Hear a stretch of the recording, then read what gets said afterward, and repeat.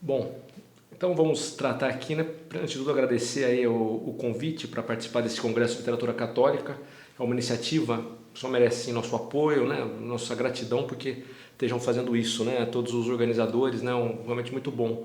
E por sorte me coube um tema, vamos dizer assim, que me é bastante caro, né? E que vamos dizer assim, um aspecto que sempre de algum modo, mexe comigo quando se trata da literatura católica, que é possível representar a providência na literatura?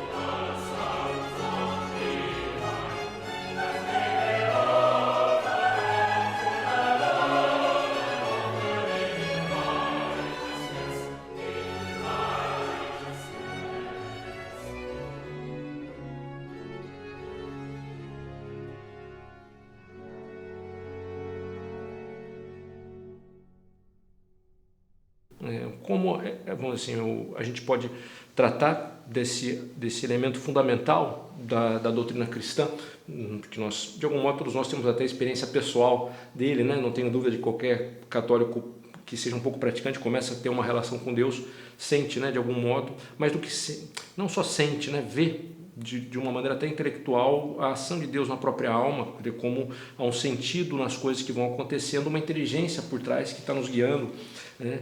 Então, se isso é algo que nós, vamos assim, tocamos no dia a dia, como encaixar isso dentro de uma obra literária?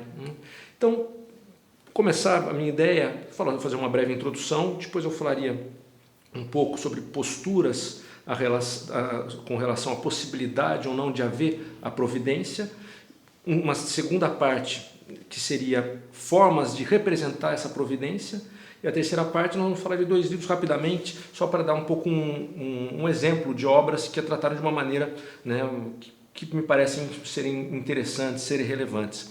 Então, com relação, para a gente começar, né, o cristianismo, eu falava aí, né, quer dizer que nós temos a providência como uma verdade fundamental, e eu lembro aquele trecho do Evangelho, né, talvez seja, se a gente fosse falar o locus fundamental para entender a providência, né, é uma frase que se repete em outros evangelhos, eu pego aqui o de São Mateus, no capítulo 10, Nosso Senhor fala: não se vendem 2 passarinhos por um asse? No entanto, nenhum cai por terra sem a vontade de vosso Pai. Até os cabelos de vossa cabeça estão todos contados. Não temais, pois, bem mais que os pássaros valeis vós. Então, essa ideia, né? Nenhum pássaro cai sem que Deus permita, e também os fios de cabelo da nossa cabeça estão contados. Nós sabemos, né? Deus é todo poderoso, né? Deus é infinito, tudo que acontece de algum modo não, de uma maneira radical, podemos dizer assim, né? Acontece por vontade dele. Isso é um fato.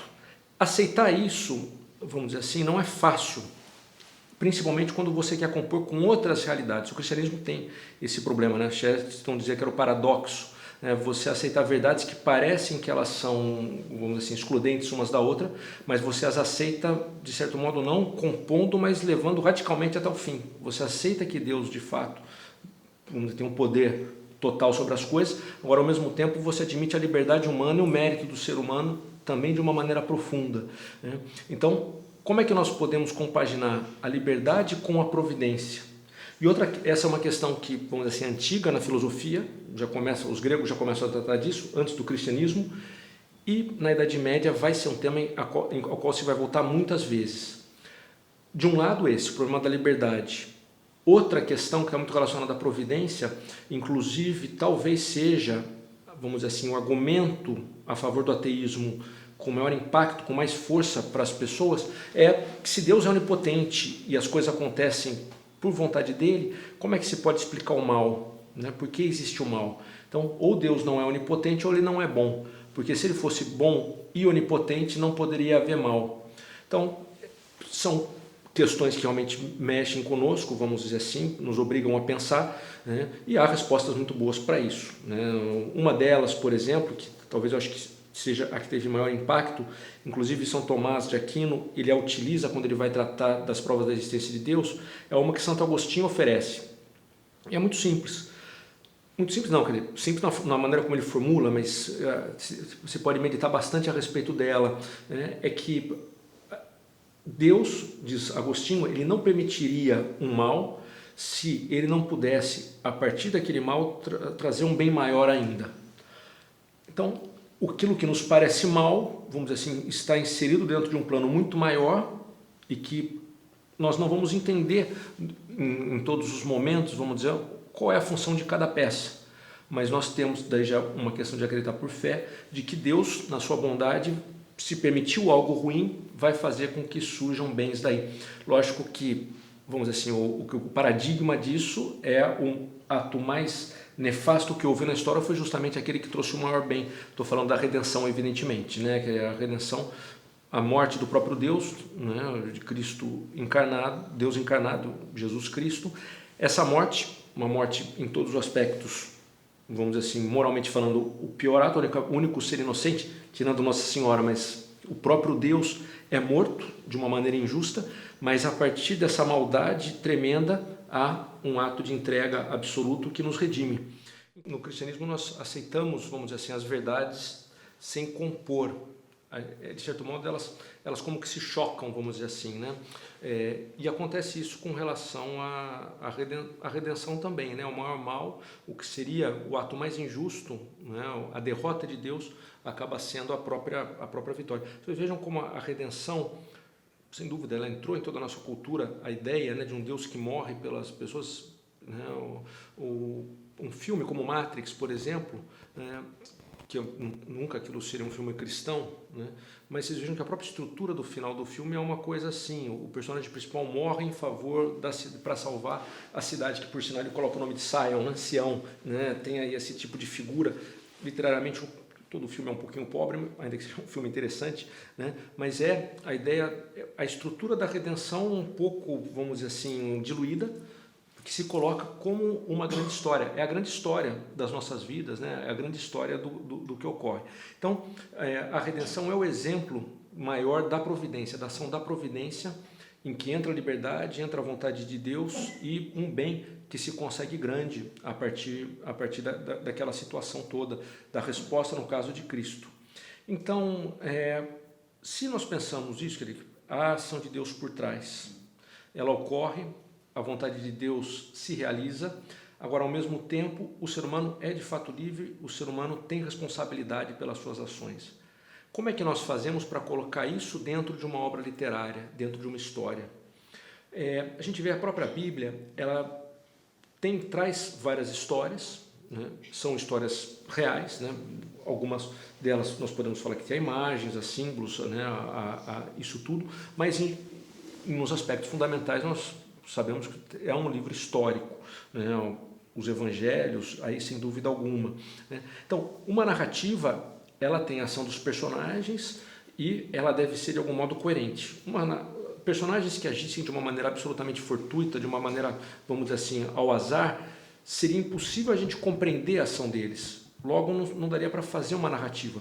A própria possibilidade de contar uma história supõe, vamos dizer assim, que há lá atores racionais. Não daria para construir, vamos dizer assim, um romance sobre uma colmeia, né? ou sobre uma alcateia, simplesmente. Não dá para você fazer um romance. Você só poderia antropomorfizando aqueles animais. Você colocaria neles a capacidade de escolher, de pensar.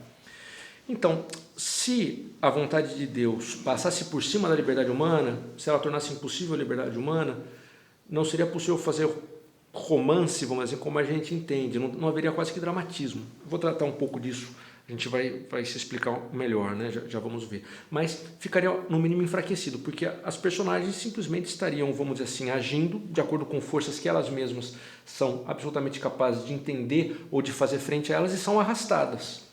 Então, não teria sentido de falar de vilão, de falar de herói, porque simplesmente eles estariam cumprindo, vamos dizer assim, um destino que lhes foi dado. Já vamos tratar um pouco, mesmo assim, da literatura, mas vamos fazer alguns parênteses. Mas dificulta, né? Ou então, né, quer dizer, também a gente poderia simplesmente, vamos dizer assim, como encaixar a providência, como retratá-la dentro da obra literária, né? Quer dizer, ao mesmo tempo mantendo a liberdade dos personagens. Então, é sobre isso que nós vamos falar na palestra, e eu queria começar falando de que seriam descrevendo, né, 3 formas básicas de relação na literatura com a providência, de autores com a providência. São 3, que eu diria, poderíamos aumentar o número, mas eu acho que essas são as básicas, né? Podemos falar de uma primeira visão, que seria uma visão trágica, uma segunda visão, que seria a da aceitação, e uma terceira visão, que seria a da renúncia ou desinteresse. Então, de algum modo, a literatura vai ter essa, vamos dizer assim, essa resposta diante do enigma ou diante da verdade da providência, né? Então, primeira delas, a resposta da tragédia, essa resposta desse dramatismo, que seria o que eu falava antes, né? O exemplo que eu dava antes, quando o ser humano, de algum modo, está imerso em um mundo no qual ele, vamos dizer assim, ele é vítima de fatores que estão muito além dele, que são mais fortes do que ele e que, de certo modo, brincam com ele. Então, a tragédia grega é talvez o exemplo mais feliz disso. É interessante falar, eu estava comentando, né, que isso dificulta você fazer literatura, mas agora não seria uma loucura eu comentar uma coisa dessa, porque ninguém vai duvidar do valor da tragédia grega. De fato, né? Agora, haveria esse perigo, né, na tragédia de você simplesmente, vamos dizer assim, tornar fraco, vamos dizer assim, a existência a fraca existência das personagens, né, aquele que no fundo eles seriam quase que marionetes. E eu diria que, de certo modo, pode ter essa tentação realmente dentro dessa literatura.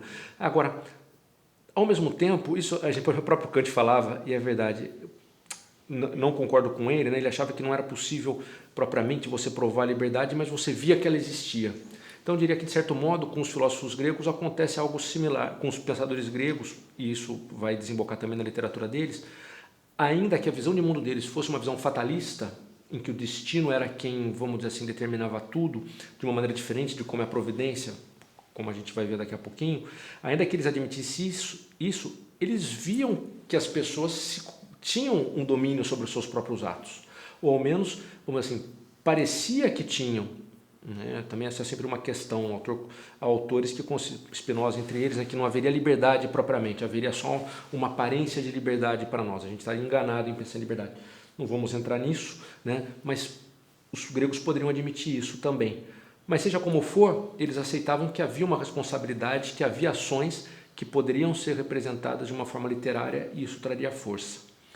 A tragédia grega, se nós formos ser estritos, aí eu pego uma ideia do George Steiner, né, que é esse crítico literário, professor de história de literatura comparada, né, é um judeu que foi criado na França, deu aula nos Estados Unidos também, uma pessoa com uma erudição extraordinária, ainda que os livros dele são bastante interessantes, ainda que às vezes chegam em conclusões me parecem um pouco estranhas, né? Vargas Llosa acha isso também, eu concordo, né? Mas há um livro dele, né, que ele trata da tragédia, né? Chama O Fim da Tragédia. E nesse livro, o Steiner ele comenta que a tragédia, num sentido puro, é aquela que traz uma visão do ser humano como alguém que não está encaixado no mundo. Ser humano como um invasor da realidade, que por isso sofre os efeitos dela sem ter praticamente defesa diante do que acontece. É uma frase de Sófocles que seria assim, vamos dizer assim, uma espécie de marca dessa maneira trágica de entender a vida, que é: era melhor não haver nascido. Também outra frase de outro poeta trágico, ele comenta que os seres humanos seriam mortos pelos deuses, né, como as crianças matam as moscas, né, como as crianças travessas matam as moscas. Então, a nossa vida seria realmente, em certo sentido, uma piada triste, né? Quer dizer, uma piada porque ela não tem sentido, ela é simplesmente passada por cima por coisas que nós não podemos evitar, né? O nosso destino está traçado e por qualquer ação que nós fizermos, aquele caminho principal nós não somos capazes de sair dele, né? E, vamos dizer assim, é simplesmente o destino que nos devora. Então, Antígona, né, é uma peça muito bonita, muito forte, né, muito comentada. A gente nota essa situação. Interessante que o personagem que causa a tragédia, que chama Creonte, que é o tio da Antígona, ele no final, quando ele percebe o que está acontecendo, ele fala: algum Deus me cegou para me fazer tomar essas decisões. Vocês vejam que ele não aceita propriamente como uma responsabilidade dele. Ele está num mundo em que não existe tanto a responsabilidade. Se ele agiu mal, foi que de algum modo alguém cegou, né? Também Édipo Rei, né? Veja, o Édipo, ele logo no começo da peça, antes, né? Bem antes do começo da peça, quando ele nasce, há uma profecia, né, de que ele vai matar o pai, né, e se casar com a mãe. E por mais que se faça para evitar o cumprimento desse destino, tudo, vamos dizer assim, não há como. Ele é inevitável, né? Ele vence qualquer providência do ser humano para fugir dessa situação. Então, essa visão é uma visão própria do paganismo, né? Um mundo, vamos dizer assim, que o ser humano de fato está aqui, mas ele não se explica, não tem um Deus que o ame, que o valorize. Ele é um jogo, de certo modo, nas mãos dos deuses. Isso é uma forma de você tentar entender a providência, né? Mas é diferente, aí a gente já vai falar disso, é diferente da cristã, principalmente por isso. É uma providência que não dá para falar propriamente bem ou mal, ela não vai premiar necessariamente quem é bom, nem castigar quem é mal, né? Não é aí uma tragédia, mas é um poema épico, né? Mas na Ilíada há um momento em que os deuses estão entre eles conversando qual vai ser a sorte de Heitor, o filho de Príamo, né? O príncipe de Troia, o principal guerreiro troiano. E você, lendo o texto, você fica sabendo que Heitor era o mais piedoso daqueles homens. Ele fazia os sacrifícios de uma maneira constante, quer dizer, ele tinha bons atos, era um homem extremamente nobre. No livro também isso está muito bem colocado, né? O Homero faz isso, mostra de uma maneira muito bem feita, mas mesmo sendo muito bom, o Heitor vai ter que perecer, porque Aquiles é quem deve ter a glória. Então, vamos dizer assim, essa seria uma primeira visão, uma primeira relação com a providência, que não é propriamente uma providência, é quase que um destino, né? De certo modo não, ao menos os deuses mitológicos, inclusive eles estariam sujeitos ao destino, né? Não é como se vai pensar no cristianismo, ou os filósofos gregos já vão pensar mais ou menos assim, um Deus que é superior, né, ao próprio destino. Então, primeira forma seria essa, a forma da tragédia, de você colocar a providência dentro das obras literais. Realmente, nesse sentido, vamos dizer assim, é uma presença forte. Quando você lê as tragédias, você vê sentido de destino, de um poder que está por trás daquilo que está sendo narrado e que determinou as coordenadas. Só que, de certo modo, é desesperador, porque não há o que fazer diante daquela força. A segunda visão com relação à providência, a gente poderia chamar, então, a aceitação.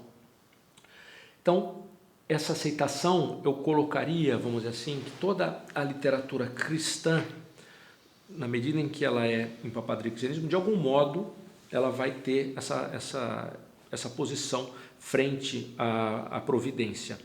E o que significaria isso? É aceitar que Deus está por trás dos acontecimentos, só que nós não somos capazes de entender isso totalmente. De certo modo, na tragédia grega, sim, nós sabíamos o que estava acontecendo, né? É uma profecia, nós sabemos o que está acontecendo, só que aquilo não tem um sentido muito amplo, ou é o sentido de dar uma glória para um determinado Deus por algum momento, né? Vai ser bom para Atenas, isso. Então, vamos dizer assim, não há uma ideia de uma providência como é a do cristianismo, em que está por trás a salvação de toda a humanidade, ou a possibilidade de toda a humanidade se salvar. Qualquer ser humano que admitir, que amasse a Deus e cumprisse a sua vontade, poderia seguir. E a vida de cada ser humano, isso é interessante também, ela passa a ser uma história em que é exatamente isso. Ao nascimento, a pessoa deve conhecer a Deus, de algum modo Deus está dentro de nós e o mundo fala dele. Nós somos ensinados por outras pessoas, os pais, a própria função da igreja seria isso, e a vida vai ser a história da nossa resposta a essa proposta de amor que Deus nos faz, como nós vamos nos dirigir a nossa própria existência a partir, vamos dizer assim, do nosso relacionamento com Deus. Então, toda a vida humana passa a ser uma narrativa, em que nós somos os personagens principais, sim, mas a partir de outro ponto de vista, não somos nós os personagens principais da nossa própria vida. Deus é o personagem principal. Então, no cristianismo, na literatura cristã, essa noção de Deus por trás, de algum modo como aquele sol, que às vezes você pode não olhar diretamente, mas o sol está, vamos dizer assim, você vê o reflexo dele em tudo. Na literatura cristã, essa imagem vale também, evidentemente. Ainda que não se fale de Deus, de algum modo a presença dele está lá, iluminando. Não só você vê a luz que ele transmite, que ele traz, mas você inclusive consegue enxergar as outras coisas porque a luz te mostra o que está ao seu redor. Então aí é essa aceitação. E é interessante, porque a gente vai ver, vai ser a segunda parte da aula, um pouco maneiras como você pode representar a providência, mas aí é algo que, vamos dizer assim, que vai ser... Pega um exemplo de um livro em que a providência é forte, é evidente. Dante Alighieri, esse é um exemplo totalmente claro. Porque, no caso, ele está numa selva escura, tem todo um simbolismo aí, e a oração de 3 mulheres, Nossa Senhora, Santa Lúcia, a quem ele tinha muita devoção, e Beatriz, as 3 santas intercedem por ele junto a Deus.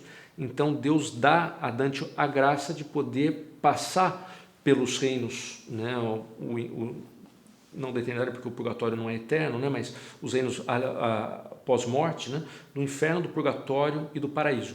E na medida em que Dante vai fazendo essa viagem, ele vai purificando. Divina Comédia é um poema extremamente muito complexo, muito bonito, com várias camadas de significado, e realmente é um livro quase que é uma teologia espiritual que está ali, quer dizer, de purificação do pecado e de abrir-se para a graça, e que Dante coloca a si mesmo como o personagem central. Então, evidentemente, só por esse enredo que eu resumi de uma maneira muito simplória, só por esse enredo a gente já vê, evidentemente, que a providência está presente aí. Pensamos também nos poemas épicos, que são Jerusalém Libertada, o próprio Paraíso Perdido. Em todos eles vai haver a presença da providência. Então, e nessa forma de se relacionar com essa realidade da providência, a gente vê também algo que eu acho que assim, bastante interessante, qual que passa a ser, em vários dos livros e vários dos personagens, o tema principal. É a salvação da alma. Que ele sempre essa preocupação. Lembro quando eu era jovem, adolescente, eu li o livro Oliver Twist, do Charles Dickens, um livro muito, muito bom, um livro sentimental, assim, muito bem escrito, muito divertido. E tem uma personagem que ela é uma pessoa sofrida, era uma prostituta, mas muito sofrida, e que no final ela faz um ato muito bom e ela acaba morrendo, ela é assassinada. Mas no último momento, isso é típico, o Dickens descreve que ela levanta os olhos ao céu e pede perdão por tudo que ela fez, e acaba assim, essa preocupação da alma se arrepender no final. Isso é muito comum da gente encontrar na literatura dessa época. Dom Quixote, Alonso Quijano, o dono de terra lá de La Mancha, que era um Don Quixote, no final ele deixa de ser o louco e se confessa, sempre acaba tendo esse tipo de fim, vamos dizer assim, uma preocupação, qual que é o impacto daquela trama para a própria salvação da alma. Essa história, de certo modo, que está subjacente à história principal que está das várias narrativas. E a terceira forma de se relacionar com a providência, que seria uma forma, eu diria, hoje talvez seja a forma dominante, seria aquela da renúncia ou do desinteresse. Vamos dizer assim, aí a gente faz esse jogo, mas a secularização, que às vezes se fala, vamos dizer, tirar o sagrado do mundo, se a gente for tentar entender nesse sentido, então daí sim acontece uma secularização na literatura também. O tema deixa de ser a salvação e a justificação do comportamento do homem diante de Deus, da nobreza que ele tem que ter para isso, e passa a ser aspectos da vida mundana só nessa dimensão. Inclusive autores que são católicos, com maior ou menor, vamos dizer assim, adesão ao cristianismo, mas praticamente todos eles vão acabar representando na literatura simplesmente problemas do dia a dia. Casamento, dinheiro, poder, vingança, sempre fica nisso, sem lançar o problema, vamos dizer assim, para a questão sobrenatural. E a própria, vamos dizer assim, ação de Deus dentro da trama, ela não aparece. Não necessariamente, alguns autores não que necessariamente eles serão contra isso, mas eles simplesmente se abstêm de dar a possibilidade de a oração ter efeito, a pessoa agir por um motivo sobrenatural, né, ou de preocupação pela sua própria alma. Isso deixa de interessar os literatos. Balzac, por exemplo, é um escritor que morreu, antes de morrer, quis receber os sacramentos. Essa de Queiroz quis receber os sacramentos também antes de morrer, ao contrário de Machado de Assis. Mas veja, a literatura dos dois não é uma literatura que a gente pode dizer cristã. Não tem um espaço para a graça, não tem um espaço para o divino naquilo que eles escrevem. O Balzac é sempre isso, principalmente é uma questão monetária. Né? É uma questão monetária ou de status social. Né? Inclusive, aí há uma diluição também na própria visão do cristianismo se a gente pega os miseráveis. Né? Os miseráveis, nós temos lá um bispo que é um homem quase que santo, né? Mas o modo como o Victor Hugo, vamos dizer assim, desenha aquele bispo é muito diferente de quando se fosse em épocas em que a noção da graça, do sobrenatural tivessem presentes como algo vivo. Aquele bispo já é quase que assim, é um bispo muito boa gente, né? Mas, por exemplo, que ele se julga quase que inferior num determinado momento a um revolucionário ateu, né? Porque aquele revolucionário estava querendo fazer o bem. É toda uma confusão do Victor Hugo, mas vamos dizer que a ideia do sobrenatural diminuiu muito. Você encontra nessa literatura secularizada ainda personagens religiosos, mas a gente vê, tem um padre lá no meio, vai ter uma freira, tem a mulher que reza, mas é algo sociológico. Já não é algo, vamos dizer assim, com força de motivação, como uma questão, vamos dizer assim, realmente séria, né, da fé dentro da vida representada numa trama literária. A gente tem talvez aqui algum estertor que eu colocaria, que é um autor que para mim me choca um pouco, mas eu acho que é interessante comentar, o Graham Greene, que é um autor inglês que se converteu ao catolicismo quando ele se casou, mas sempre foi um homem com muita dificuldade de compreender e de viver a fé. E ele coloca nos livros dele tramas que eu diria para vocês, católica, mas com uma visão trágica. É estranho. Chega a ser assim. Por exemplo, é um homem que trai a esposa começa a desconfiar. Então ele vai à missa e ele pensa, devo comungar ou não? Não posso comungar porque eu estou em pecado mortal, porque eu cometi um adultério. Agora, ao mesmo tempo, se eu não comungar, a minha esposa vai desconfiar que eu a traí, ela vai ficar vendo se eu comunguei ou não. Se eu não comungar, ela vai achar que eu a traí e ela tem um problema psiquiátrico, isso vai fazer mal para ela. O que eu faço? Então vejam, ele usa temas católicos, mas não com uma visão propriamente de graça, de salvação. Ele coloca como assim, situações difíceis pelo que passa um católico por ser católico. É um pouco essa ideia, mais do que a graça como um elemento, vamos dizer assim, para vencer a si mesmo, para se aproximar de Deus, para viver de uma maneira santa, vamos dizer assim. Um pouco diferente é um livro dele que chama O Poder e a Glória, que também é paradoxal. É um livro que é um sacerdote que se torna mártir, mas é um bêbado que tem uma filha, é um sacerdote, uma vida péssima, mas que quase que se santifica no final. Nesse livro eu vejo um pouquinho de visão já mais de providência aceita, mas na maioria dos livros dele não. Então, seriam essas as três formas de tratar da providência.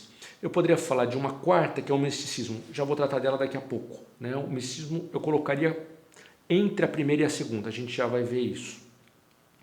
Muito bem, se então eu tenho três posturas com relação à providência, a visão dramático-trágica, a visão da aceitação, que seria uma visão propriamente cristã, em que se admite que Deus está presente e também se conjuga isso com a liberdade humana, né? E uma visão de um Deus bom. Só um parênteses, né? Tem autores que acham que depois do cristianismo já não seria possível fazer tragédia, no sentido forte que eu comentava do George Steiner, porque você sempre teria uma esperança. Realmente, as tragédias, que a gente pode chamar de tragédias, que vai haver no teatro francês e que vai haver no teatro inglês já na época do Renascimento, né, vai a partir do século XV, XVI, né, a gente vai ter esse tipo de peça, mas poucas são as tragédias que têm o mesmo desespero que nós temos nas tragédias gregas, que mereceriam ser chamadas fortes. Alguns colocam que só Rei Lear talvez merecesse ser considerado uma tragédia plena. Talvez merecesse mesmo, porque de fato lá não sobra nada. Vocês vejam que o próprio Hamlet não é assim. Hamlet termina com vários personagens principais morrendo, mas o príncipe fala: Horácio, fica vivo para você contar o que aconteceu. Se você tem uma situação de tragédia, já nem importa mais o que as pessoas vão pensar, tudo já se destruiu. No caso do Hamlet, não, ele ainda quer manter uma noção de bondade, uma noção de correção. Bom, então nós temos essas posições diante da providência, vamos falar agora como é que a gente pode tentar representar literariamente a providência, né, a partir do momento em que nós a aceitamos. Né?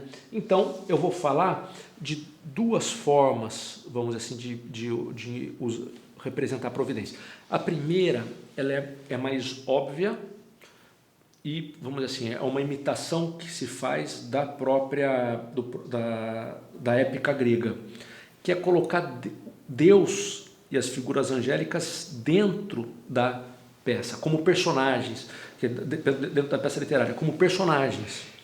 Então, Ilíada e Odisseia fazem isso exatamente, né? Quer dizer, os vários deuses entram na briga, na Guerra de Troia, por exemplo. Os deuses são a favor ou contra Ulisses quando ele quer voltar para Ítaca. Né? Então, um pouco, o que é interessante, né? É uma noção de providência, porque é como isso na providência a gente pode falar que sempre existe. São duas camadas de realidade. Aquela primeira que nós vemos, humana, e por trás dela uma outra.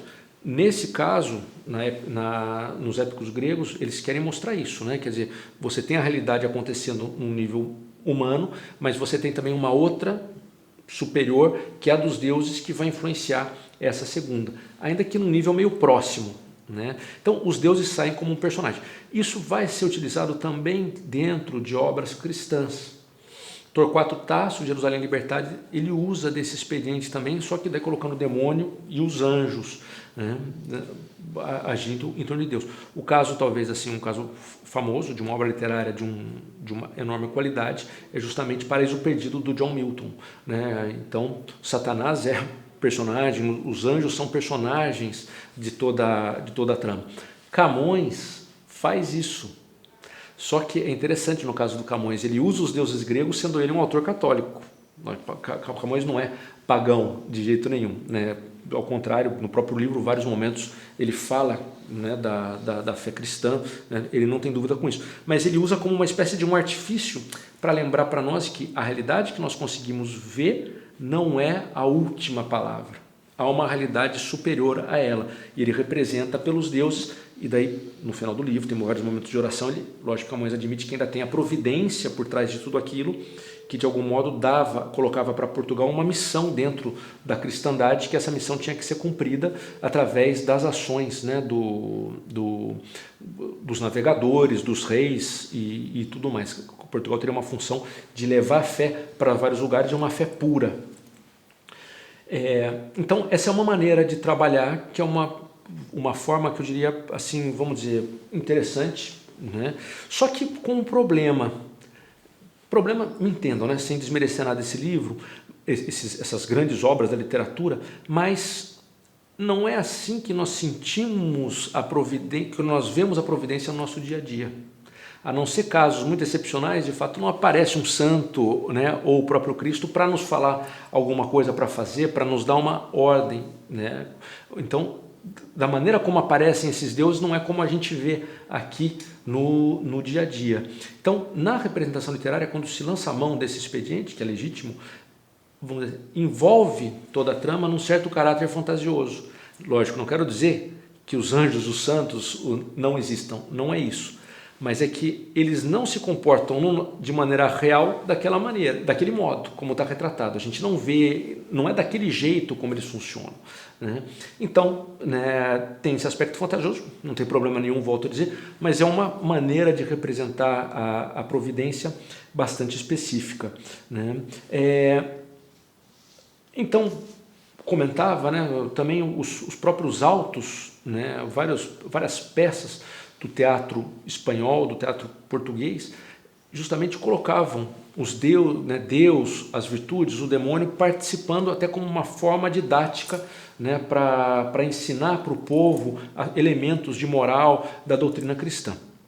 E depois nós temos a outra forma, que seria a forma vamos dizer assim, de uma ocultação, mas uma epifania também, as duas coisas juntas.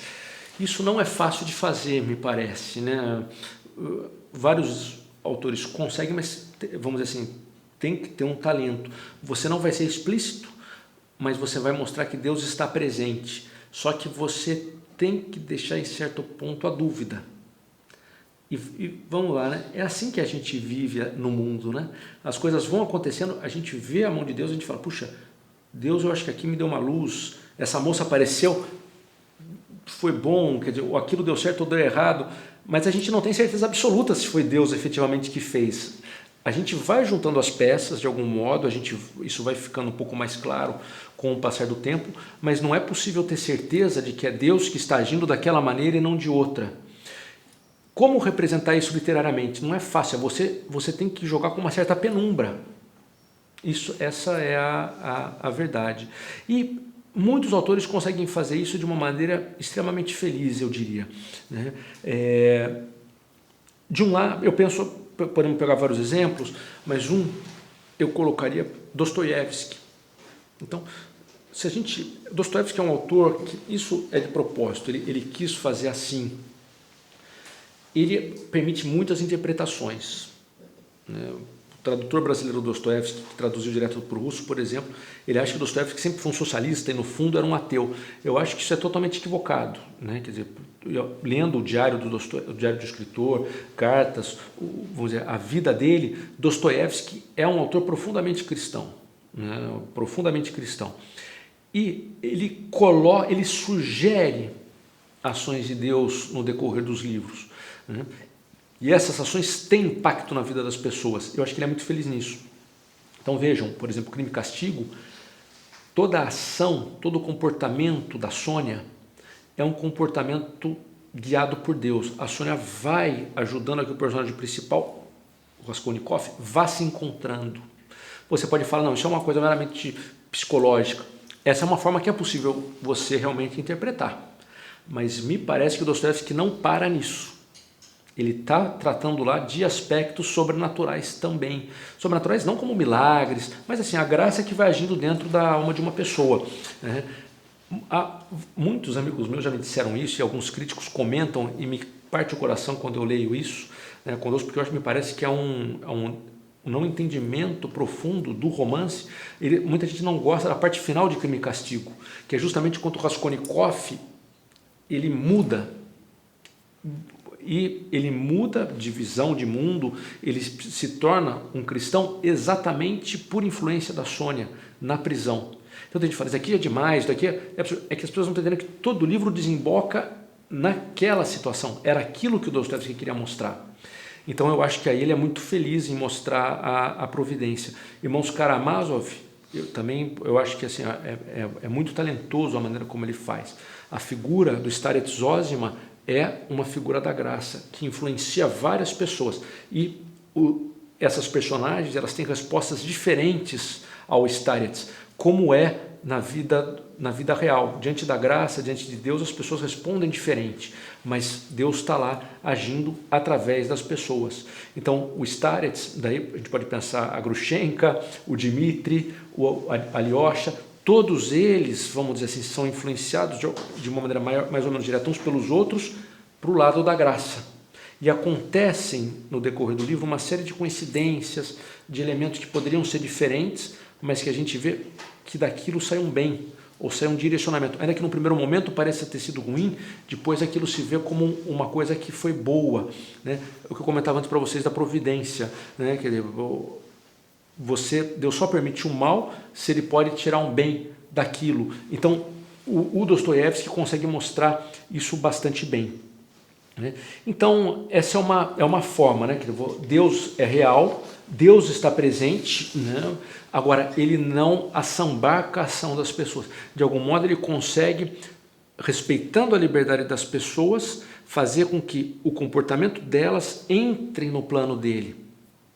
Aí é todo um tema que também a gente teria um problema de teologia espiritual, de teologia dogmática, né? Deus pode mudar o que ele imaginava no primeiro momento em função do que as pessoas fizeram? Isso daí a gente só vai saber, né, direitinho como foi, né, quando a gente puder ver a realidade, mas provavelmente uma história de sim, né, que Deus ele conta com as respostas, com sim ou não, com o que as pessoas dão, e a partir daquilo ele vai, vamos dizer assim, fazendo, né, a obra dele. Então, vários livros conseguem representar essa ideia. Então, aqui, eu gostaria só de comentar agora, para a gente terminar, então entramos na terceira parte dessa conversa, né, dois exemplos, né, de livros que tratam da providência, que eu acho que são assim instigantes. O primeiro é um livro, vamos dizer assim, é uma obra clássica da literatura italiana, o primeiro grande romance italiano, talvez não tenha sido superado como romance, que é Os Noivos, do Alessandro Manzoni. Alessandro Manzoni, ele nasceu no final do século XVIII, vai morrer, ele foi longevo, né, viveu mais de 80 anos, né, foi criado num ambiente iluminista, os pais dele frequentavam os salões de Paris, né, onde havia toda a discussão, né, do anticlerical, né, toda a visão iluminista da época da Revolução, né, os pais dele estavam embebidos disso, mas ele tem um momento em que ele se converte, ele se torna um católico devoto e resolve escrever o livro Os Noivos. E o que é interessante, eu pego uma ideia, também um livro para indicar para vocês. Aqui tem um capítulo sobre os noivos. Anthony Esolen, né, um professor americano, ele traduziu também a Divina Comédia para o inglês, tem uma série de ensaios bastante interessantes, escreve em vários sites, né, um professor de literatura também, né, esse livro aqui em concreto é muito bom, né, e ele diz que Os Noivos trata, vamos dizer assim, do embate entre o poder humano, que parece muito mais forte, que domina, né, que tem força, violência, dinheiro para poder se impor, e contra o poder dos fracos, né, dos pobres, né, daqueles que estão abaixo na sociedade. Mas nesse embate, pela providência, né, os pobres acabam sendo protegidos e os ricos, os poderosos acabam sendo humilhados. Um pouco como fala no Magnificat, né, Nossa Senhora, né, exalta os humildes e os poderosos deixa de mãos vazias. O livro é exatamente isso. Um senhor, né, que morava perto da cidade de Lecco, né, lá na Itália, ele se encanta por uma camponesa chamada Lúcia e sem interesse de casar com ela nada, mas ele aposta com o primo que ele vai ter a Lúcia para ele. E ela está prometida em casamento para um outro camponês chamado Renzo, né, e o livro começa com dois valentões que trabalham para Dom Rodrigo, que é o vilão, dois valentões dizendo para o padre, que iria realizar o casamento da Lúcia e do Renzo, que esse casamento não deveria acontecer. Então, o padre é um padre fraco, de fato ele acaba se recusando a casar, e todo o livro vai sendo a perseguição desse homem poderoso, querendo tomar a Lúcia para si e impedir com que ela se case. Há muitas reviravoltas, né, em que entram personagens poderosos. Há um que ficou famoso, no livro, chama-se de O Inominado, que seria um senhor mais poderoso ainda que Dom Rodrigo, um homem que viveu de muita crueldade, de muita violência, e que em determinado momento Dom Rodrigo pede para que esse senhor consiga pegar a Lúcia, né? Lúcia fica escondida num convento, né? E esse Inominado fala que vai fazer isso, mas daí a história vai se envolvendo e a gente vê que a oração da Lúcia, de um frei que a ajuda, que chama Frei Cristóforo, né, e a entrada de um cardeal chamado Frederico Borromeu, que era um cardeal de Milão, eles, vamos dizer assim, você tem de um lado os personagens poderosos, mundanos, cruéis, e do outro aqueles que são simples, mas que a graça de Deus vai ajudando, até que alguns desses próprios poderosos ou se convertem ou acabam sofrendo bastante pelas escolhas que a providência os castiga. E o livro é um hino a isso, a que Deus faz com que as coisas aconteçam bem para aqueles que se deixam levar por Ele, né? E que é em Deus que as pessoas devem contar para poder superar as próprias dificuldades. É interessante, o Manzoni, vamos dizer assim, ele é de um catolicismo explícito, né, que entra um frei, né, se fala muito de Nossa Senhora, tá muito bem feito, é um livro emocionante, realmente, né, e que esse trabalho da providência está bem feito. Não aparece um anjo, não aparece um santo do céu para resolver, mas simplesmente a Lúcia reza e acontece alguma coisa. Essa dúvida que a gente tem, né? A gente reza, a gente não sabe, foi mesmo a minha oração? Uma dúvida que todos nós temos às vezes, né? A gente com fé acredita que sim, que a nossa oração de fato tem efeito, mas ele mostra isso de uma maneira muito hábil, né? E é um livro com um final feliz nesse sentido, né? Quer dizer, que aquelas pessoas passam por uma série de dificuldades, mas acaba, vamos dizer assim, desembocando numa situação feliz pela bondade delas e pela graça que Deus fez. Daí um outro exemplo de um livro que trata, né, da providência, aí sem nenhuma, vamos dizer assim, pretensão de me igualar ao Manzoni, mas é uma tentativa que eu fiz daí, né? Lógico, volto a dizer, muito diferente, né? Tem muito que provar ainda esse livro, né? Mas esse livro Claridade, se no Manzoni a ideia básica é os poderosos, vamos dizer assim, eles não vencem os pobres e os fracos quando Deus está do lado deles. Eu lembro um pouco até, né, quando o Papa Bento XVI, numa homilia falando de Nossa Senhora, ele comentava, né, Maria, quando ela concebe Jesus, ela é uma adolescente.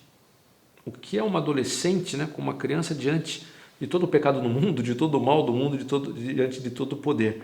E o Papa diz, mas exatamente aquilo que parece ínfimo vai ser mais poderoso do que todo o resto. De certo modo, é isso que os noivos mostram de uma forma literária extremamente bem conseguida. No meu, qual que é a ideia básica desse livro, né? Por sorte, aí não foi algo que eu quis, né? Mas a capa diz a ideia central. A capa, quando perguntaram como é que eu queria a capa, eu sugeri um quadro do Van Gogh que tivesse o sol. Em vez disso, me mandaram esse, eu falei, tá ótimo, né? Porque é de claridade, né? A cor, o amarelo do trigo, né? O sol é quem faz o trigo, né? Mas essa ilustração da capa ela é muito acertada, porque a ideia do livro é a seguinte, que na frase do Evangelho, uma parábola, né? Que a semente tem que morrer para que possa dar fruto, né? Nosso Senhor fala isso várias vezes. Inclusive a epígrafe de um livro de Dostoiévski, né, ele também do próprio Irmãos Karamazov. Mas isso também é uma ideia que está muito forte no cristianismo, né, que é necessário morrer para poder dar fruto. O livro Claridade, ele vai mostrando uma série de sofrimentos, de perdas, vamos dizer assim, de incompreensões, de decepções que vão acontecendo no decorrer do livro, mas que esses eventos eram necessários para se atingir um bem maior. Se a pessoa não tivesse passado por aquilo, ela não seria capaz depois de crescer numa determinada circunstância para fazer uma ação verdadeiramente boa, né? Para poder... É um pouco... Isso é verdade, né? Quer dizer, as dificuldades, elas tornam mais forte o gosto bom da vitória, né? Ou daquilo que deu certo. O sofrimento torna mais amado aquilo que se obteve através dele. O livro é uma tentativa de mostrar isso. Ele começa com, primeiro, o prólogo. No prólogo, o personagem principal, ele está com a noiva conversando, ela está num leito de hospital e ela morre já no prólogo, né? Então, assim, é um encontro com a morte. A moça tem 20 e poucos anos, o personagem principal tem 25 por aí, né? Então, esse encontro com a morte vai mexer com ele, né? Como mexeu com ela, a moça, a partir do momento, depois no decorrer do livro você descobre isso, né? Quer dizer que ela, a partir do momento, ela era uma pessoa boa, mas a partir do momento que ela vê a morte, ela tem um crescimento espiritual muito acentuado. E ela morre no primeiro capítulo, mas de certo modo ela é uma presença constante em todo o livro, porque há várias situações em que as personagens decidem, se orientam a partir de algo que ela, a noiva que morre no primeiro capítulo, tinha dito antes para eles na vida. Eu quis aí tentar mostrar que isso acontece de fato, né? Quer dizer, o bem que se faz, ele permanece, além da vida da própria pessoa, né? Quer dizer, é uma coisa que vamos assim, que marca aqueles que puderam aproveitar do convívio com uma pessoa boa, aquilo é uma luz, né? Isso Dostoiévski também escreve muito disso, e vários outros autores, né? A chance que a gente tem de algum modo encontrar pessoas santas, como isso é uma necessidade que acerta a nossa vida, né? Então, até o título anterior do livro era Serena Claridade, né? Mas daí a gente mudou, né? Primeiro que eu acho que o título Claridade ficou melhor, mas o motivo foi que eu pensei, é que o livro não é sereno, né? É um livro com muitos problemas, vamos dizer assim. Então, para mostrar é mais interessante, vou falar só claridade, mas claridade por quê? Depois dos sofrimentos, você, no livro isso acaba acontecendo, você entende melhor um pouco a ação de Deus, a ação da providência por trás, mas eu tento fazer de um modo que não seja evidente. Não sei até que ponto tive sucesso ou não, né? Mas seria da segunda maneira de retratar a providência que eu falava para vocês, uma ocultação, que alguns vão perceber, outros não. Também acho que é um livro que uma pessoa que não tenha, vamos dizer assim, uma formação cristã, pode gostar, vai pegar mais a trama no que acontece, mas quem queira ou tenha condições de perceber vai notar que há um elemento por trás. Bom, muito bem, eu acho que é isso que eu queria falar. Agradeço mais uma vez aí a oportunidade, tá bom?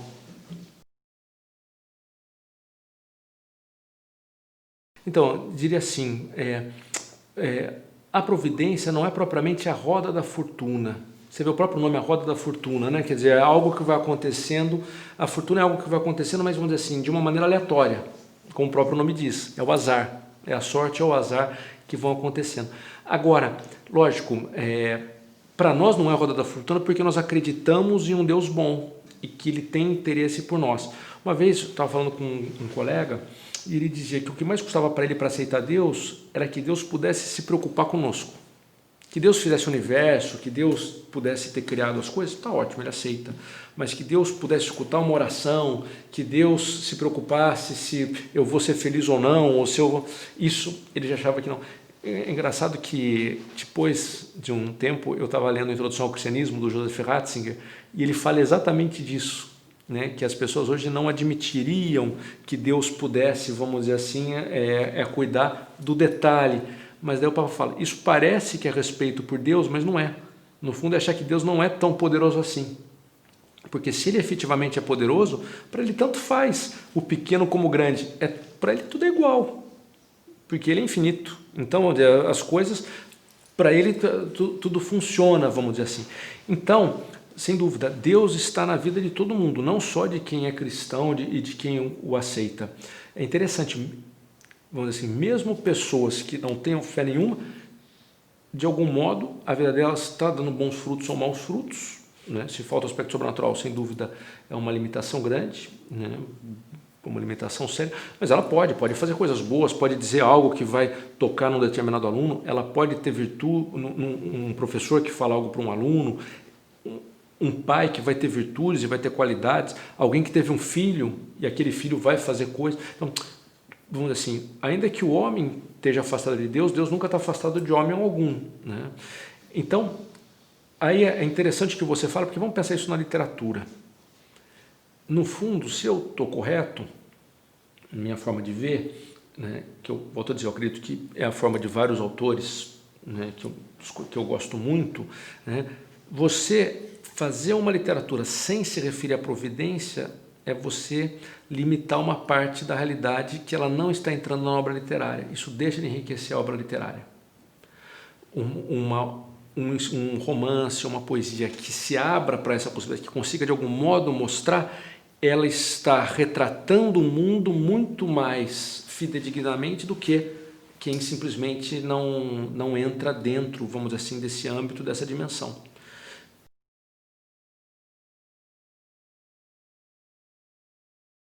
Ela me referiu, vamos dizer, ao grande debate que houve no final da Idade Média entre os seguidores do Guilherme de Ockham e os de Tomás de Aquino. Quer dizer, Ockham ele acha que não há uma natureza propriamente das coisas, cada indivíduo é único e Deus ordena tudo o que acontece. Daí é uma possibilidade de quase você pensar num Deus arbitrário. Um pouco, o Deus de Ockham, o perigo é esse é um Deus caprichoso, que cada momento quer uma coisa diferente e você não tem um parâmetro para dizer se isso é bom ou mal.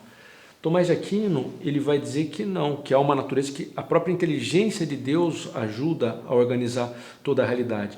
Então, Deus segue padrões, parâmetros, porque isso são reflexos da própria inteligência dele que estão presentes na criação.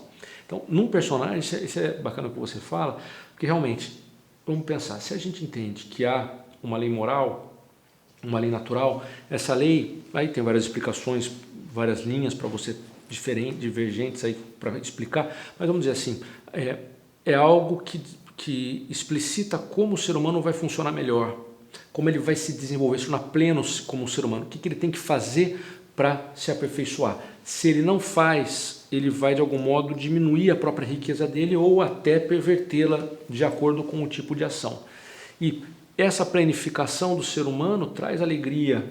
E ao contrário, quando o ser humano não responde bem e se diminui ou se perverte, isso traz tristeza, traz desgraça.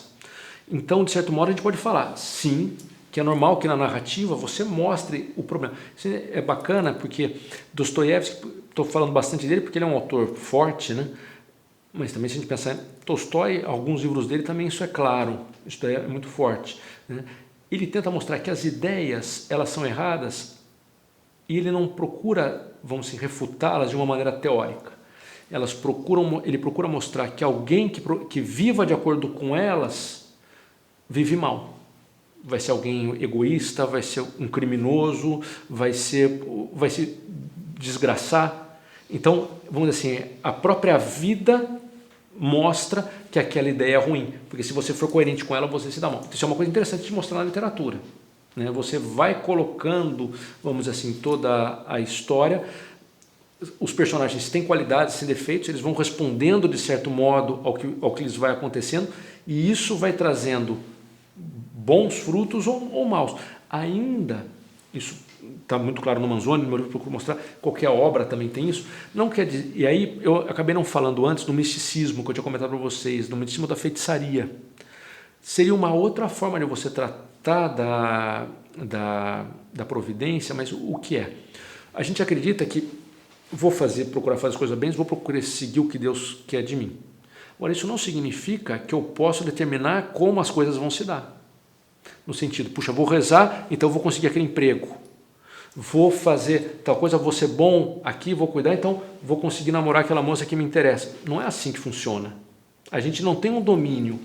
A magia e o misticismo é uma tentativa de você usar orações, põe entre aspas, que você se dirige à divindade, você faz certos atos, muitas vezes enterrar algo, fazer um sacrifício, né, usar um amuleto, mas por quê? Porque você quer um controle sobre a realidade. O Guimarães Rosa é um autor que, para mim, ele está no limite entre um autor que aceita a providência e um autor um pouco nessa linha meio magia. Ele está no limite. Alguns aspectos dele me dá a impressão que são de uma pessoa que aceita a providência, mas há outros momentos em que é um pouco confuso, ele tem uma certa carga meio mágica, né? Então, a magia é você aceitar que é uma realidade superior, só que como que o homem pudesse, de algum modo, controlar essa realidade. Isso é bem diferente da providência cristã. Na providência cristã, nós não controlamos, a gente percebe. Aí podemos lembrar daquele trecho da Sagrada Escritura, acho que há pouco tempo saiu na missa, inclusive, que é com o profeta Elias, que ele foge, ele sobe no monte de Deus, né, no Monte Horebe, e daí ele espera que Deus apareça. Primeiro vem a trovoada, né, depois vem um vento forte que mexe com tudo, Deus não está atrás de nada. Daí vem uma leve brisa, Deus está na brisa. De certo modo, na literatura, eu acho que o melhor modo de mostrar é Deus como uma brisa. Você, vamos dizer assim, como é que eu diria? Você indica não diretamente, né? Você solta, você simplesmente, vamos dizer assim, sugere que Deus está lá, e assim fica, porque é assim que é a nossa vida, é assim que é a nossa vida. Então eu acho que isso daí dá força para a própria obra. Agora, deixar de tratar da providência seria você limitar. Isso quem fala é Evelyn Vogue. Ele diz, muita gente não gosta dos meus, ele fala, a literatura atual, pouca coisa me interessa, porque ela não trata daquilo que é o principal, que é justamente a relação do homem com Deus. Então, uma literatura que não trate do que é o que é de mais radical, não acaba sendo uma literatura tão forte. E realmente vocês vejam, não há tema mais sério do que a salvação ou a danação de uma alma. porque aí entra a eternidade. Então, quer dizer, o fulano ficou rico, beleza. O fulano ficou famoso e ficou ótimo, né? Mas dá para fazer boa literatura com isso? Evidentemente, se fez, né? Mas você não está tratando do aspecto mais radical. Não é que toda obra tem que tratar dos aspectos radicais, mas quando você consegue trazer isso para a literatura, você ganha uma força imensa. Lembro quando eu estava na faculdade, eu li Guerra e Paz, né? É um livro longo, né? Agora, é um livro que você nota, lá tem as preocupações fundamentais do ser humano.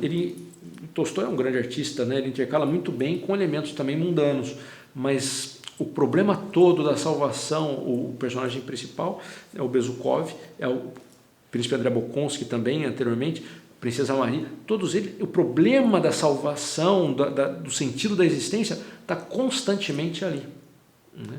Então, isso para mim dá um peso para essas obras, que infelizmente eu acho que muitos livros de autores que escrevem muito bem hoje, você não tem isso, por uma deliberada exclusão. Então, por isso que eu escolhi esse tema, porque eu acho que a ideia da providência, isso tem que estar presente quando a gente fala.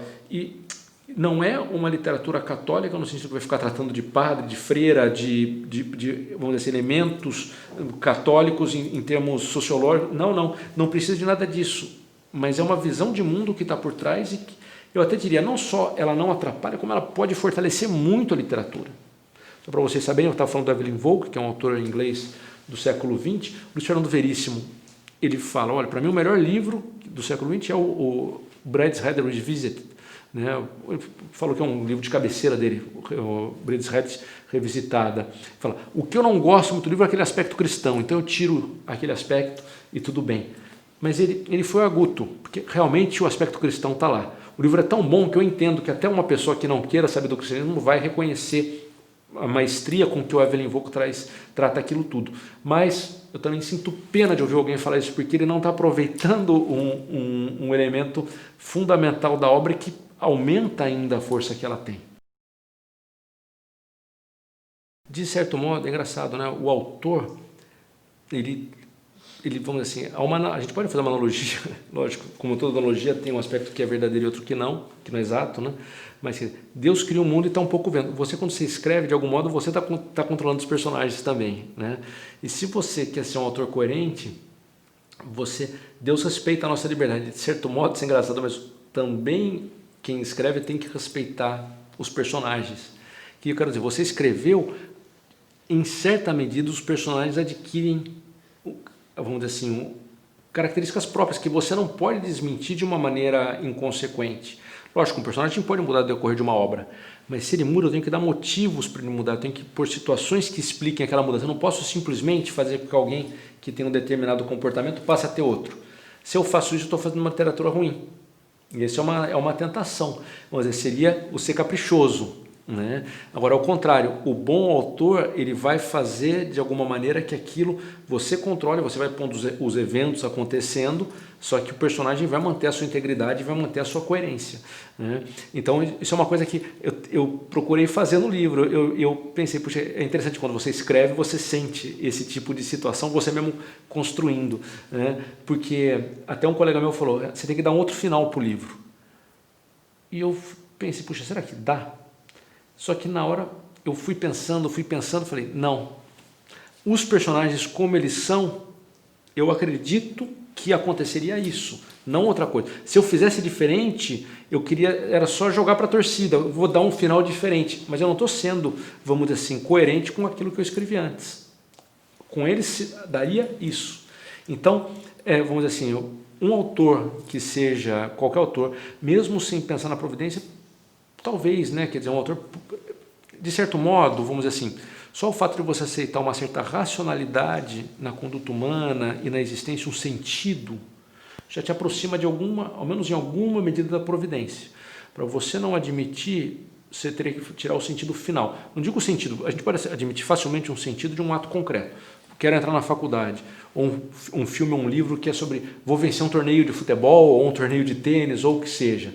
Então, o sentido é um sentido muito restrito, o que dá o sentido é só aquele feito que você quer alcançar, que é muito, vamos dizer assim, limitado, e você faz a história. Dá para fazer uma boa história em torno disso, não tem problema nenhum, né?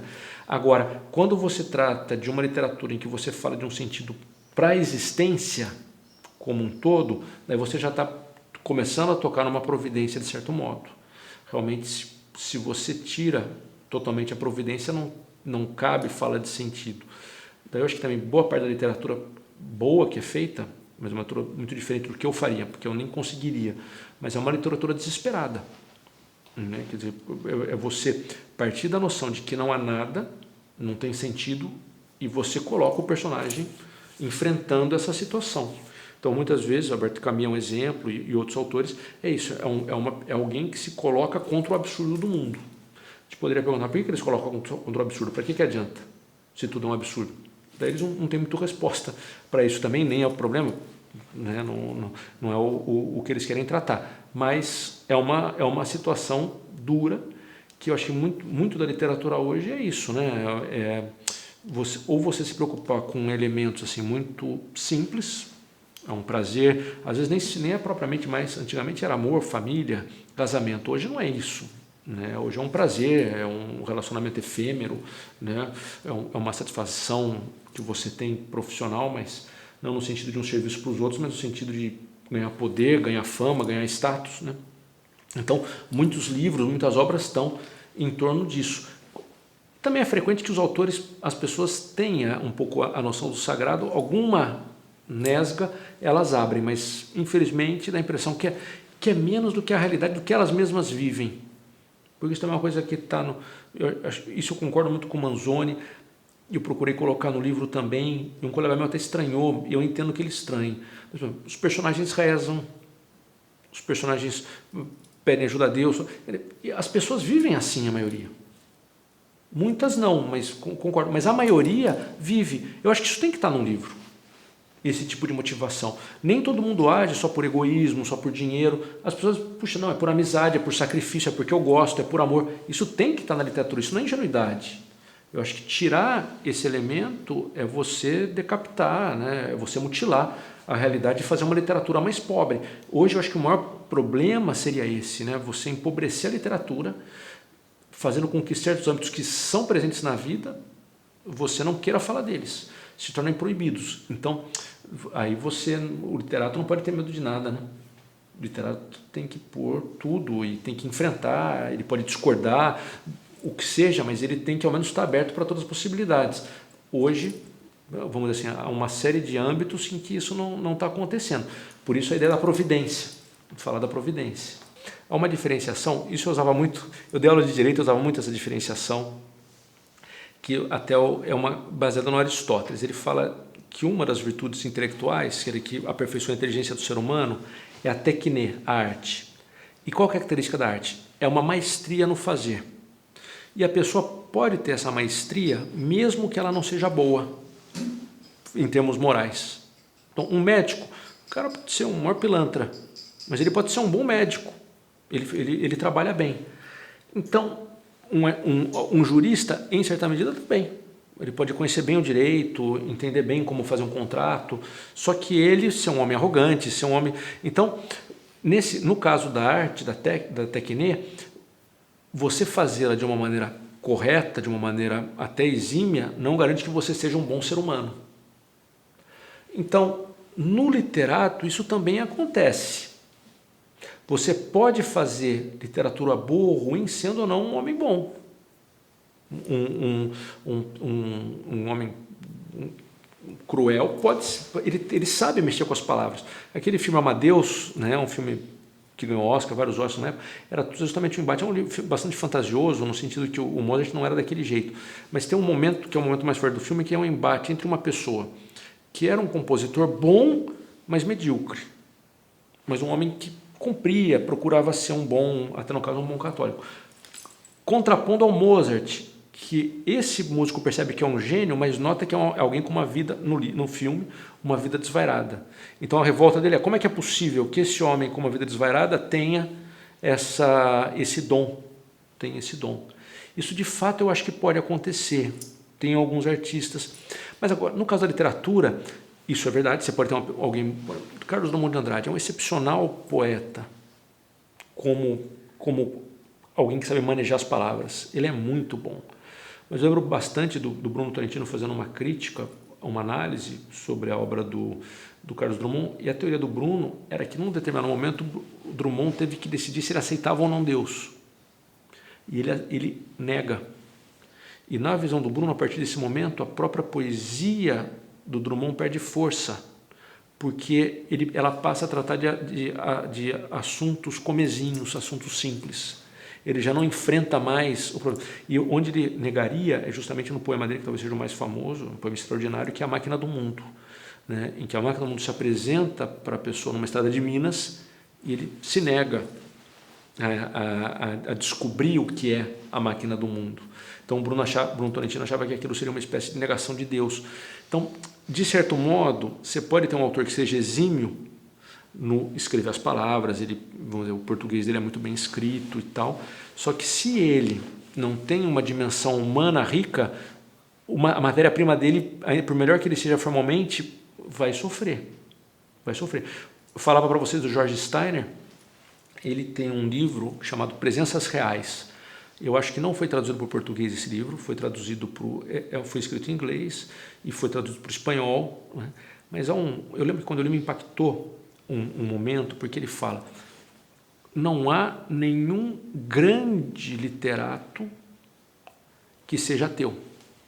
O Steiner é judeu. Ele fala: a única exceção talvez seja o Leopardi, que é um poeta italiano. E ele usa como exemplo disso, um exemplo curioso, que é o D.H. Lawrence, um inglês que escreveu obras que foram consideradas meio blasfemas e meio obscenas, né? O Amante de Lady Chartley, Filhos e Amantes.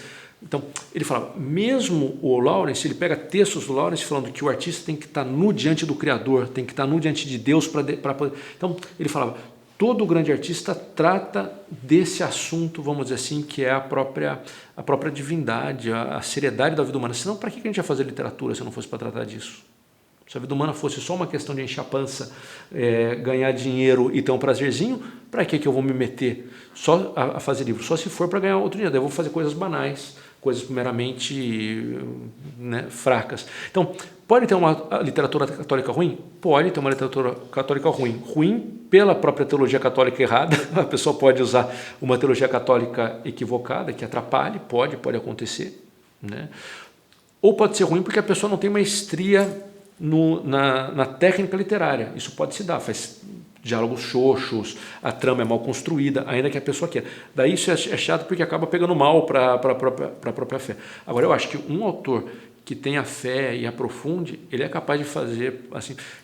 Olha, eu gosto muito do Machado de Assis, eu sou um fã dele mesmo, né?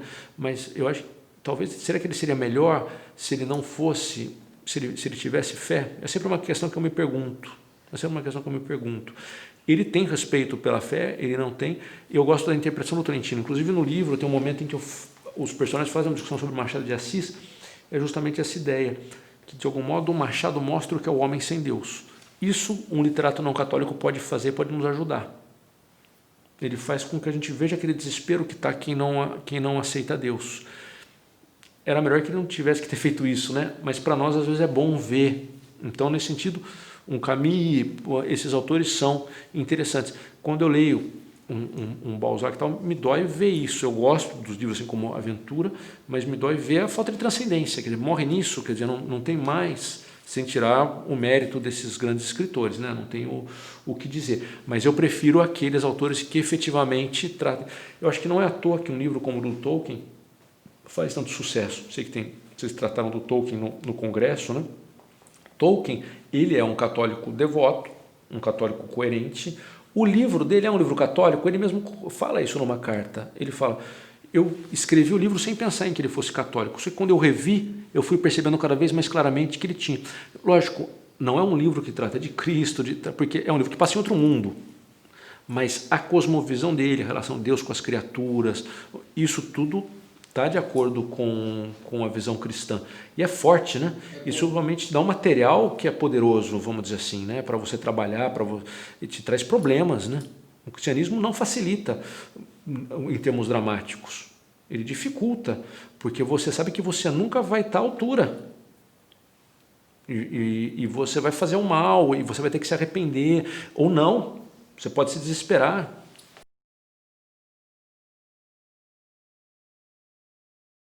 Claro, isso também, exatamente. Né? Uma coisa, por exemplo, um autor católico, por exemplo, eu acho que ele tem que tomar cuidado, ele tem que mostrar o mal. Um autor que só mostre o bem ficaria uma coisa piegas e uma coisa fraca.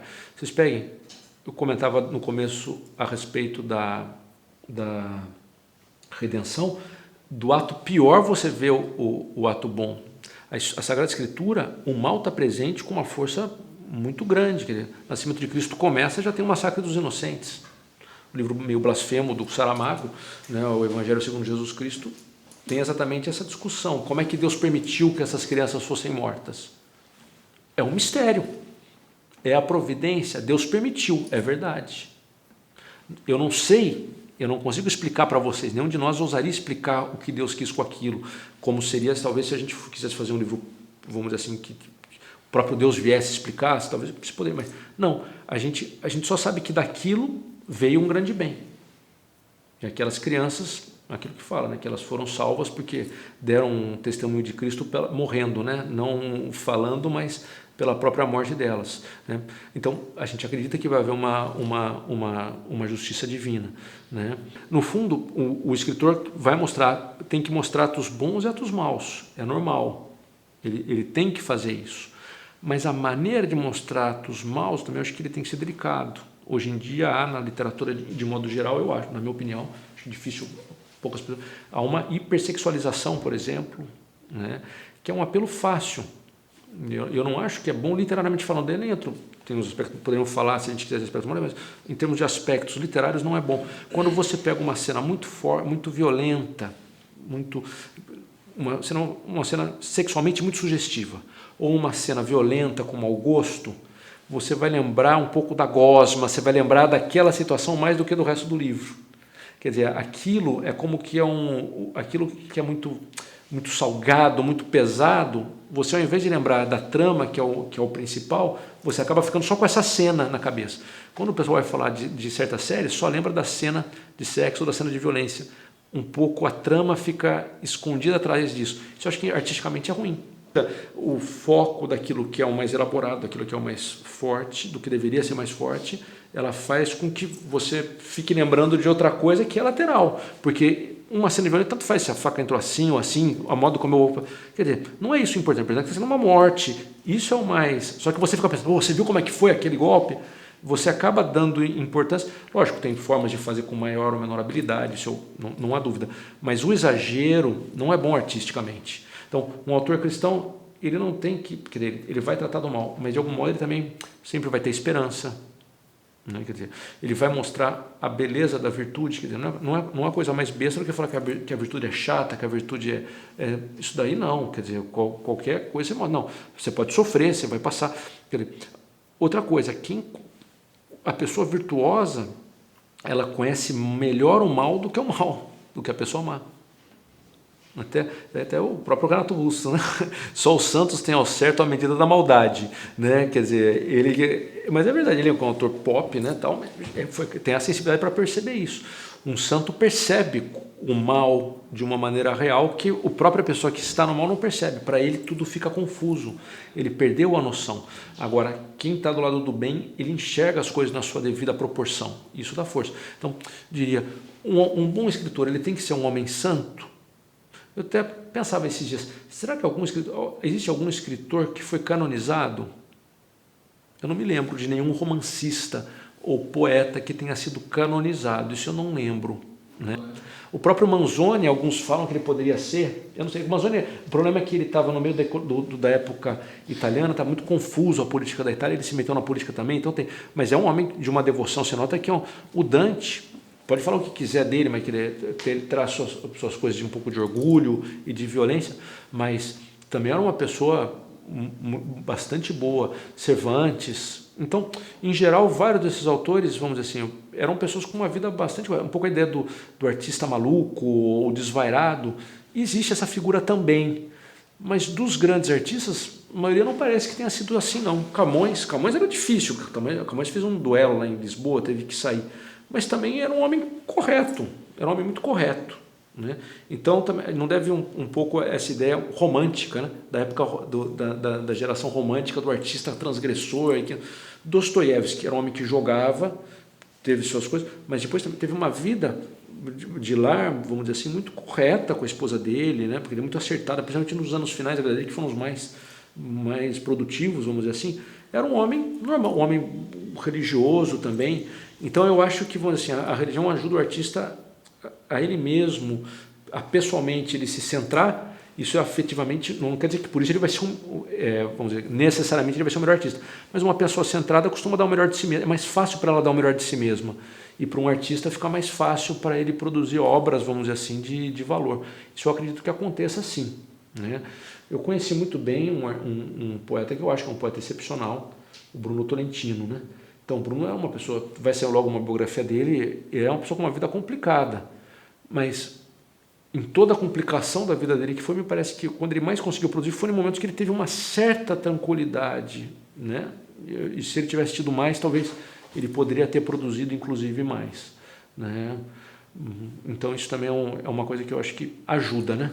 Vamos dizer assim, a fé ajuda o artista a ser melhor? Eu acho que sim. Não é que volto a dizer, não é que vai haver uma conexão necessária, mas um auxílio me parece que em vários casos há, né? E muitos dos grandes artistas acabam sendo católicos, né? Pega na música, né? Do século XX, né? Arvo Pärt, que hoje é um grande músico, é um cristão ortodoxo, né? Mas um homem com grande fé. Messiaen, que é um compositor francês, um católico devoto também, né? O Bruckner, né?